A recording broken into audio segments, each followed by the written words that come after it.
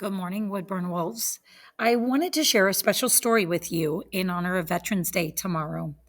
This book that I'm going to share describes a tradition that some families have as a way to honor those who've served or are currently serving. This is a powerful story that might encourage you to begin a new tradition with your family.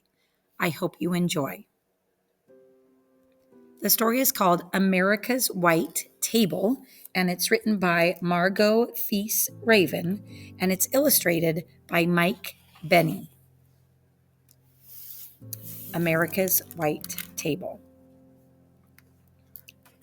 It was just a little white table, but it brought tears of pride to my Uncle John's eyes the Veterans Day he came for dinner and stood by it, set for one person, even though nobody would be eating at it. It was just a little white table, but earlier that day, Mama had told Gretchen, Samantha, and me the little table we were setting for Veterans Day was just like the ones that have stood across America in the dining halls of the Army, Navy, Marine Corps, and Air Force since the Vietnam War ended. The tables honor the men and women who serve in America's armed forces, especially those missing in action, our MIAs, and those held prisoner of war, our POWs. It was just a little white table, but it felt as big as America when we helped Mama put each item on it, and she told us why it was so important. We use a small table, girls, she explained first, to show one soldier's lonely battle against many. We cover it with a white cloth to honor a soldier's pure heart when he answers his country's call to duty.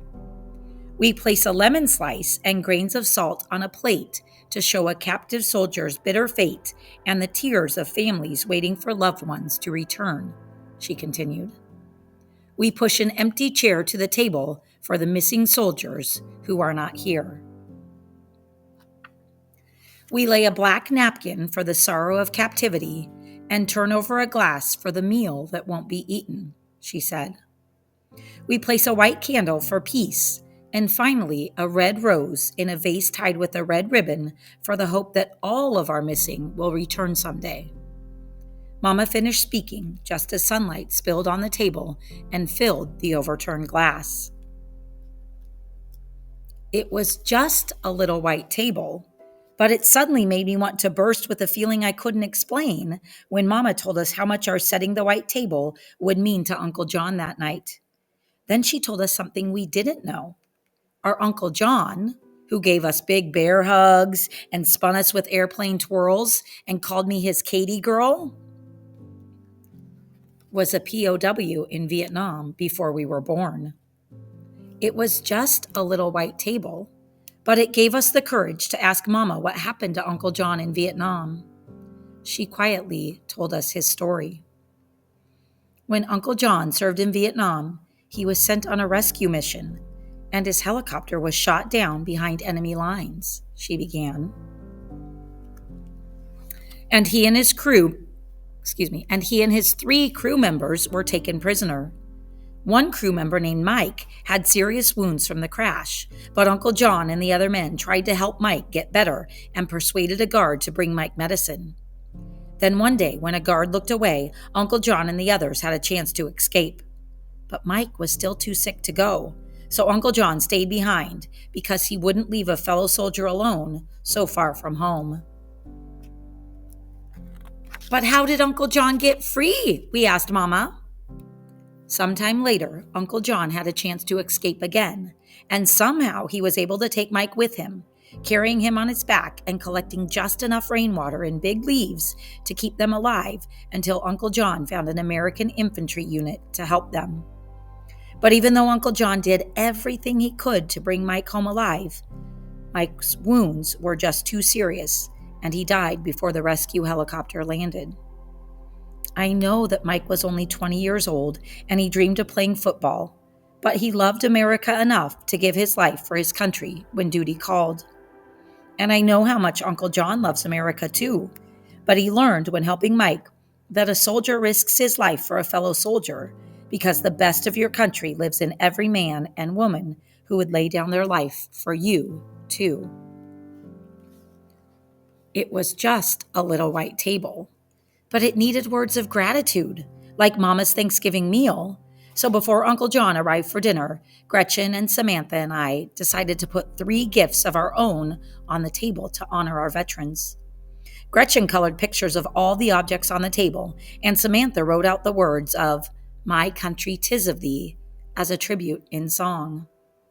But I didn't know what I, as a 10-year-old girl, could ever put on the table that was as important as each veteran's gift of freedom to me.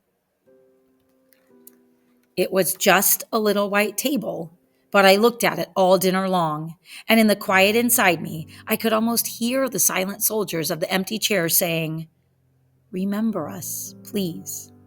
We are real people like your Uncle John and Mike, who left family and friends, homes and dreams of our own to protect your birthright of liberty from disappearing as easily as sunlight from a glass." It was just a little white table, but it took my words away when I hugged Uncle John goodnight and wanted to thank him for serving our country so bravely. So I just hugged him even harder and told him I loved him. Uncle John hugged me back even harder than I had hugged him. And that's when I knew what I could put on the table. My promise to put the words from my heart into a little book about America's white table.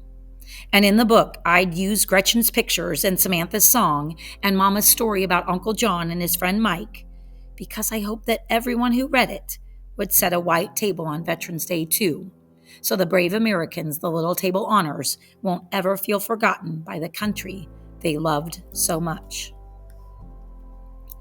Then in the salt on the little white table, I traced in the grains of their families' tears what each man and woman who serves America is to me: a hero. And that's when I saw the tears of pride fill my Uncle John's eyes.